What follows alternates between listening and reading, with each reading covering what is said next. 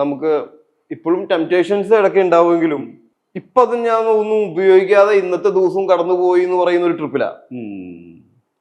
എന്തെങ്കിലും റിഹാബ് ഉണ്ടാക്കുന്ന ഒരു പുതിയ ലഹരിയുണ്ട്. അതായത് ഞാൻ ഇന്നും ഒന്നും ചെയ്തില്ല, ഇന്നും എനിക്ക് സർവൈവ് ചെയ്യാൻ പറ്റി, ഇത്രയും ദിവസം ഞാൻ സർവൈവ് ചെയ്തു.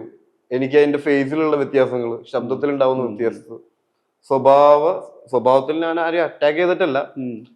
ഞാനിപ്പോ കൊടുക്കുന്ന പുതിയ ഇന്റർവ്യൂകളാണെങ്കിലും ഞാൻ പഴയ ഇന്റർവ്യൂകളാണെങ്കിലും എന്റർടൈൻ ചെയ്യിക്കാൻ വേണ്ടിയിട്ട് മാത്രമാണ് ചെയ്യുന്നത്. പക്ഷെ എനിക്ക് തന്നെ ചിലപ്പോ പഴയ ഇന്റർവ്യൂസ് എടുത്ത് നോക്കുമ്പോൾ പഴയതെന്ന് പറഞ്ഞാൽ